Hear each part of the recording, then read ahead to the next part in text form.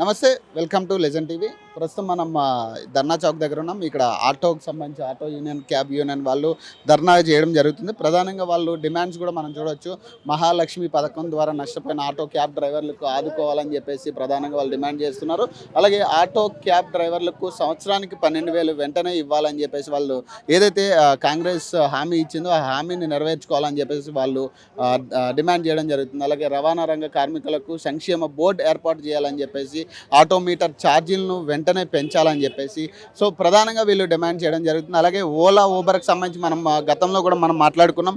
Ola Uber ద్వారా చాలా నష్టపోతున్నారు ఆటో డ్రైవర్లు అని చెప్పేసి. సో దానికి సంబంధించి కూడా వారు ప్రధానంగా డిమాండ్ చేస్తున్నట్టు కనపడుతుంది. అలాగే యాక్సిడెంట్ బీమాకి సంబంధించి 10 లక్షలకు పెంచాలని చెప్పేసి చెప్పడం జరుగుతుంది. సో ప్రస్తుతం అయితే ఇక్కడ ధర్నా చౌక్లో వాళ్ళందరూ కూడా ధర్నాకి దిగడం జరిగింది. సో ప్రధానంగా వీళ్ళ డిమాండ్స్ ఏవైతే ఉన్నాయో ఇవన్నీ కూడా నెరవేర్చాలనేది వాళ్ళు చెప్తున్నారు. అన్న చెప్పండి అన్న, అంటే దగ్గర గతం నుంచి మీరు దీని మీద కొట్లాడుతూనే ఉన్నారు. ఓలా ఊబర్ వల్ల కూడా మీరు నష్టపోతున్న పరిస్థితి. మరి ఇప్పుడు ప్రధానంగా ఏంటి, గవర్నమెంట్ నుంచి ఏమైనా స్పందన ఉందా లేకపోతే ఏంటి? గవర్నమెంట్ నుంచి ఇప్పటివరకు అయితే ఎలాంటి స్పందన లేదండి. ఈ ఓలా ఊబర్ సంస్థలను బంద్ చేస్తే చాలా బాగుంటుంది. ఇంకోటి ఏంటంటే ఇప్పుడు సిటీలో మహాలక్ష్మి పథకం ద్వారా బస్సులో ఫ్రీగా తిరగడం వల్ల అది కొంత నష్టం చేస్తుంది. మెయిన్ ముఖ్యంగా ఇంకోటి మన 2 వీలర్స్ అండి, వాటికి ఎలాంటి పర్మిషన్ లేదు. అవి నడపడం వల్ల ఇంకా ఎక్కువ ఇబ్బందిగా పెరిగిపోయిందండి. మన బైక్స్ నడపడం వల్ల ఇవన్నిటి బంద్ చేస్తే ఎంతో కొంత మేలు జరుగుతుందని ఆశిస్తున్నాం. రైట్ అన్న, మీరు చెప్పండి. అంటే ఇట్లాంటి ఇప్పుడు ఈ డిమాండ్స్ గతం నుంచి మీరు చేస్తూనే ఉన్నారు. ఇందులో కొన్ని అయితే కాంగ్రెస్ పార్టీ వస్తే ఇస్తామన్న హామీలు అవి మీకు ఏదైతే 10 లక్షల ఇన్సూరెన్స్కి సంబంధించి కానీ 12,000కి సంబంధించి కానీ, మరి ఎందుకు ప్రభుత్వం ఎందుకు దీని మీద దొంగ చూపు చూస్తున్నారు? దొంగ హామీలు ఇచ్చి మేము కూడా సపోర్ట్ చేసినాము. కాంగ్రెస్ గవర్నమెంట్ రావాలని మేము కూడా సపోర్ట్ చేసినాము. చేసిన తర్వాత కూడా ఆయన వచ్చిన తర్వాత మా హామీలు నెరవేర్చలేడు. అందుకొరకే మేము రోడ్ల మీదకి వచ్చినాం సార్. మరి అంటే ఈ రోజైనా స్పందన వస్తుందా మరి మీకు, మీరు అనుకునే డిమాండ్స్ కానీ దీనికి కానీ? ఈ రోజైనా ఏమన్నా ఆల్రెడీ అసెంబ్లీ జరుగుతుందో పక్కన, మరి అందులో ఏమన్నా మాట్లాడే పరిస్థితి ఉందా? ఆటో యూనియన్లు కానీ క్యాబ్ డ్రైవర్ విషయం కానీ ఎక్కడా కూడా చర్చకు రాలేదు అసెంబ్లీలో ఇప్పటిదాకా కూడా. దగ్గరగా 7 రోజులు అవుతుంది అసెంబ్లీ స్టార్ట్ అయ్యి. ఇప్పటిదాకా కనీసం వీళ్ళ సమస్యలు ఏంటి లేకపోతే వీళ్ళ డిమాండ్స్ ఏంటి అనే దాని మీద ఎవరు కూడా ఏ మంత్రి కూడా మాట్లాడిన పరిస్థితి. మరి ఎట్లా? మేము చేసే కాడికి చేస్తున్నాం. మా కష్టం వాళ్ళు వృధా చేస్తున్నారు. మేము తొలిసారి అసెంబ్లీ పిలుపునిచ్చినాం. దాని తర్వాత గల్లీలో వాళ్ళలో ధర్నాలు చేస్తాం. ఎక్కడి పడితే అక్కడ రస్తాలు రోకులు చేస్తాం. మా డిమాండ్లు ఒప్పుకోకుంటే ఈ అసెంబ్లీ సమావేశాలలో 12,000 డ్రైవర్కి ఇవ్వాలి, ఇన్సూరెన్స్ ఇవ్వాలి. మా ముఖ్యమైన డిమాండ్. ఆయన రేవంత్ రెడ్డి గారు చెప్పింది డ్రైవర్కు 12,000 ఇస్తా అని చెప్పిండు. కావున 8 నెలలు గడిచినాయి, అయినా కానీ రాలేదు. పల్లె వెలుగు బస్సుల గురించి మా లేడీస్కు ఫ్రీ చేయబట్టి ఆటోలకు చాలా నష్టం ఉంది. రోజుకు 1,000 రూపాయలు సంపాదించేది ఇప్పుడు 600 సంపాదిస్తలేదు. అందుకొరకే ఓలా, ఊబర్, ర్యాపిడో, 2 వీలర్ అవి అన్నీ తీసేయాలి. మేం కష్టపడి వాళ్ళు ఫ్యాన్ల కింద కూర్చొని మా డబ్బులు తీసుకొని వాళ్ళు బిల్డింగ్లు కడుతున్నారు. అది మాకు అవసరం లేదు. అది కూడా తీసేయాలని మా యొక్క డిమాండ్. రైట్, చూడొచ్చండి. ఇలా ప్రధాన డిమాండ్స్ కూడా గ్రేటర్ హైదరాబాద్కి సంబంధించి కొత్తగా 20,000 ఆటో పర్మిట్లకి సంబంధించి ఇవ్వాలని చెప్పేసి వాళ్ళు డిమాండ్ చేయడం జరుగుతుంది. అలాగే 2019 మోటార్ వాహనాల చట్టాన్ని రద్దు చేయాలని చెప్పేసి ప్రధానంగా వాళ్ళు చెప్పడం జరుగుతుంది. సో ప్రస్తుతం ఇక్కడ కొంతమంది ఆటో సోదరులు కూడా ఉన్నారు, వాళ్ళతో మాట్లాడే ప్రయత్నం అయితే చేద్దాం. అన్న, అంటే మీరు గతం నుంచి డిమాండ్ చేస్తున్నారు ఇవి, అది కూడా గవర్నమెంట్ ఇస్తానన్న హామీలే కదా మీరు అడిగేవి కూడా. మరి ఎందుకు గవర్నమెంట్ ఇప్పటి వరకు అసెంబ్లీలో కానీ ఎక్కడ కూడా మాట్లాడిన పరిస్థితి ఆటో డ్రైవర్ విషయాలు? ఆటో డ్రైవర్ అంటే చిన్న చూపు కాబట్టి అందుకని వాళ్ళు ఇప్పుడు అందుకే ధర్నా చేస్తున్నారు. ప్రధానంగా ఏం డిమాండ్ చేస్తున్నారు? మహాలక్ష్మి పథకం ద్వారా నష్టపోయినారు డ్రైవర్లు, వాళ్ళకు 12,000 ఇస్తానే అడుగుతున్నారు అంతే. పోలీసు వాళ్ళ జులుం ఎక్కువైపోయింది. ప్రతి ఒక్క దానికి ఆపుతున్నారు, చాలాన్ రాస్తున్నారు. ఇంకోటి డిస్టిక్ బండ్లు 50% ఎక్కువైనాయి హైదరాబాద్లో. ఒకప్పుడు ట్రాఫిక్ ఎక్కువ అవుతుందని పర్మనెంట్ బంద్ చేసారు. మరి ఇవాళ డిస్టిక్ బండ్లే 50,000 తిరుగుతున్నాయి, ట్రాఫిక్ పెరగలేదా? అవి ఎందుకో బయటికి బంద్ అయ్యలేదు. మేమేమో 5 లక్షలు పెట్టి బండ్లు కొంటాం, వాడు 2 లక్షలలో బండి తెచ్చుకొని నడుపుతున్నాడు. ఇప్పుడు వాడే గొప్ప మేము గొప్ప? వాడే గొప్ప అయిపోయిండు. బైకులు ఎక్కువ పెట్టేది మీరు, దాని మీద మళ్ళీ ఇన్కమ్ తక్కువ అయింది మాకు. వాళ్ళు మీటర్ లేదు వాళ్ళ బండ్లకు, అంతా ఓలా ఊబరా.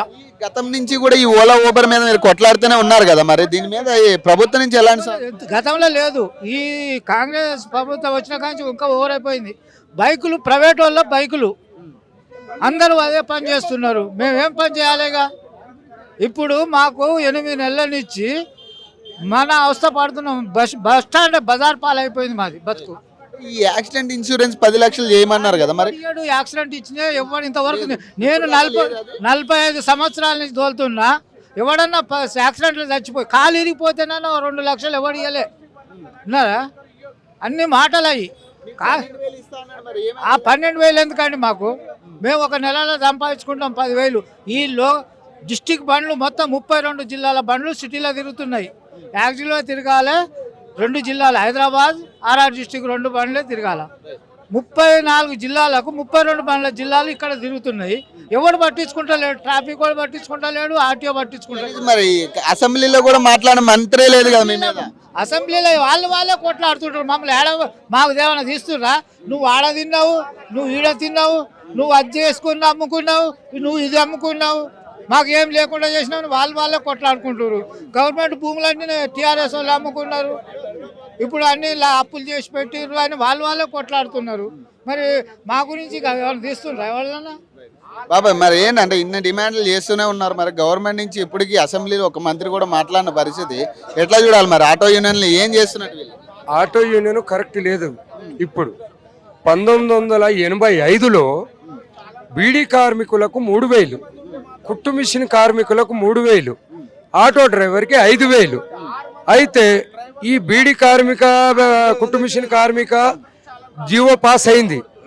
ఇది 5,000 కాలే. 4 రోజులకు అవుతుంది అనగానే ఎన్టీఆర్ చనిపోయిండు. దీన్ని అమలు చేయమంటే దాన్ని పెండింగ్లో పెట్టారు. పెండింగ్లో పెట్టి మన ఆటో యూనియన్ కరెక్ట్ లేదు. ఇప్పుడు దీనికి మనకు వెనకటి నుంచి మీటర్ ఉండే, ఆ మీటర్ మళ్ళీ ఆన్ చేయాలి. కేసీఆర్ గవర్నమెంట్ వచ్చినాక మీటర్ బంద్ చేసిండు, ఆన్లైన్ పెట్టిండు. ఎందుకు ఆన్లైను? ఇవాళ 100 రూపాయలు సంపాదించలేకపోతున్నాం. 300 ఆటో కిరాయి కట్టాలి, ఏడుకెళ్ళి తెచ్చి కట్టాలి, అప్పు చేసుకుని కట్టుడవుతుంది. ఇంట్లో కొంతమంది డ్రైవర్లు చనిపోయిర్రు. మరి ఇంత బాధ గవర్నమెంట్కి ఎందుకు లేదు? మా ఆటో యూనియన్లు కూడా కరెక్ట్ లేరు. దీనివల్ల ఎఫెక్ట్ పడుతుంది. కరెక్ట్ డ్రైవర్లు యూనియన్ ఉంటే ఇది అమలు చేస్తా అంటుండు. ఇప్పుడు రేవంత్ రెడ్డి చేస్తా అంటుండు. మీ ఆటో యూనియన్ కరెక్ట్ ఉంటే నేను అమలు చేస్తా, మీరే కరెక్ట్ లేరు, నేను ఎట్లా చేయాలంటుండు. ఇప్పుడు 12,000 అన్నారు, లేదంటే ఇప్పుడు 10 లక్షల సార్ 12,000 వేస్ట్. అది సంవత్సరం నెలకు 1,000 రూపాయలు ఎందుకు సార్? నెలకు 1,000 రూపాయలు ఎందుకు సార్? చెప్పండి, మీరే చెప్పండి. నెలకు 1,000 రూపాయలు ఏం చేయాలి? కనీసం 5,000 ఇచ్చినా కనీసం ఇల్లు కిరాయి కట్టుకుంటాం, ఇంట్లో సరుకులు వేస్తాం, ఏదన్నా పనికి ఉపయోగపడుతుంది మనకు. మరి ఈ 12,000 ఎందుకు? మనకు అవసరం లేదు. 12,000 అవసరం లేదు మాకు. ఈ తెల్ల ప్లేట్లు వెహికల్స్, 2 వీలర్ ఓన్ బండ్లు ఆన్లైన్ నడుస్తున్నాయి, ఇది బంద్ చేయాలి. ఆటోకు మీటరు ఆన్ చేయాలి, అప్పుడు మాకు కొద్దిగా బిజినెస్ అవుతుంది. అది సార్ చూడొచ్చు. అంటే వీళ్ళ ప్రధాన డిమాండ్స్ అయితే అవి. అంటే ప్రభుత్వం ఇప్పటికీ కూడా దగ్గరగా 7 రోజులు అవుతుంది అసెంబ్లీ స్టార్ట్ అయ్యి కూడా ఈ డిమాండ్స్ మీద ప్రధానంగా వాళ్ళు మాట్లాడిన పరిస్థితి ఎక్కడా కనపడలేదు. ఏ మంత్రి కూడా మాట్లాడిన పరిస్థితి అయితే కనపడలేదు. సో ప్రస్తుతం అయితే మాట్లాడదాం. ఇక్కడ కొంతమంది కార్మికులు కూడా ఉన్నారు. అన్న చెప్పండి, అంటే గతం నుంచి మీ డిమాండ్స్ ఏవైతే ఉన్నాయో, మరి ప్రభుత్వం వచ్చాక కొన్ని చేస్తానన్న డిమాండ్స్ ఉన్నాయి ఇందులో, మరి ఎందుకు ప్రభుత్వం ఇప్పటిదాకా అసెంబ్లీలో మాట్లాడిన పరిస్థితి? ప్రభుత్వము ముందుగా ఎలక్షన్ ముందేమో మీకు సంక్షేమ బోర్డు ఏర్పాటు చేస్తామన్నది, సంవత్సరానికి 12,500 ఇస్తామని హామీ ఇచ్చారు. ఆ ప్రభుత్వం రావడానికి ఆటో రంగ కార్మికులు, రవాణా రంగ కార్మికులు తెలంగాణలో విపరీతంగా ప్రచారం చేసి గవర్నమెంట్ తీసుకురావడం జరిగింది. తీసుకొచ్చినాక 8 నెలలు దగ్గరకు వస్తున్నా కూడా మాట మార్చింది గవర్నమెంట్. ఇప్పటి వరకు మాకు ఎలాంటి సౌకర్యం అనేది లేదు. 32 మంది ఆటో కార్మికులు ఆత్మహత్యలు చేసుకున్నారు మహాలక్ష్మి పథకం వల్ల. దీని మీద మా డిమాండ్ ఏంటంటే వాళ్ళకి ఆర్థికంగా వాళ్ళని ఆదుకోవాలనేది మా ప్రధానమైన డిమాండ్. రోడ్డు రవాణా శాఖలో చూసుకుంటే ఆర్టీ ఆఫీసులో కానీ ట్రాఫిక్లో కానీ విపరీతంగా చాలాన్లు వేస్తున్నారు. ఆ చాలాన్ల గురించి పోయి అడుగుదామంటే కూడా కాంగ్రెస్ గవర్నమెంట్ వచ్చింది పోయి వాళ్ళు వేయమంటారు అనే కాడ చెప్తున్నారు. ఒక బండి ఇప్పటికీ 3 సంవత్సరాలైంది ఒక పిఎస్లో ఉండి 4 సిఐలు మారినరు. నల్లగుంట ట్రాఫిక్ పిఎస్లో ఓనర్ లేడని ఇప్పటి వరకు బండి 3 సంవత్సరాల నుంచి. అప్పుడేమో కేసీఆర్ పేరు చెప్పారు, ఇప్పుడేమో రేవంత్ రెడ్డి పేరు చెప్తున్నారు. పోలీసు వాళ్ళు కాంగ్రెస్ వచ్చిన తర్వాత విపరీతంగా రెచ్చిపోయారు. పోలీసు వాళ్ళని కట్టడి చేయడానికి కాంగ్రెస్ ప్రభుత్వం విఫలమైందనే చెప్పొచ్చు మనం. మొన్న ఒక ఎస్ఐ పెన్నా పక్కకు పెట్టరా అని తిడుతుండు. ఇది అన్ని గ్రూపులలో వచ్చింది, వాట్సాప్లలో వచ్చింది. మరి ఏది గవర్నమెంట్ దాని మీద స్పందన ఏది? ఆయన ఎందుకు సస్పెండ్ చేయలేకపోయింది? మరి అసెంబ్లీలో కూడా మాట్లాడిన పరిస్థితి కదా అలాంటి దారుణాలు. ఇప్పటికి మీద మాకు కూడా ఒకే ఒక ఎమ్మెల్యే మాకున్నాడు, మేము ఆయనకు వినతి పత్రం ఇచ్చినాం, ఆయన మాట్లాడదాం అంటున్నాడు. ఇప్పుడైతే కాంగ్రెస్ గవర్నమెంట్ వచ్చిన తర్వాత విపరీతమైన పోలీసుల డిమాండ్ పెరిగిపోయింది. వాళ్ళకు మాట మర్యాద అనేది లేదు. ఒక లారీ డ్రైవర్ని పట్టుకొని తిట్టడం అంటే అది ఎంత ఘోరం. ఆయన ఇప్పటి వరకు ఆయన మీద ఏం చర్య తీసుకోలేదు. వాట్సాప్ అన్ని గ్రూపులలో పంపినాం. అయితే మా ప్రధానమైన డిమాండ్ ఏంటంటే మాకు రోడ్ సేఫ్టీలో ఉన్న సెక్షన్లన్నీ రద్దు చేయాలి. ఈ రోడ్లు సరిగా లేవు. దీని మీద నేను 25,000 చాలన వేస్తా, 10,000 చాలన వేస్తా అనేది రోడ్ సేఫ్టీ బిల్ ఒకటి రద్దు చేయాలి. సంక్షేమ బోర్డు ఏర్పాటు చేయాలి. 12,500 ఇస్తామన్నది ఇవ్వాలి. ఇది ఇయ్యని పక్షంలో త్వరలో మేము ఆల్రెడీ అన్ని యూనియన్లను కలుపుకొని కూడా పెద్ద ఎత్తున సీఎం బిల్డింగ్ ముట్టడి చేయడానికి కూడా కార్యక్రమాన్ని చేపడతామని డిమాండ్ చేస్తాం. Right, thank you.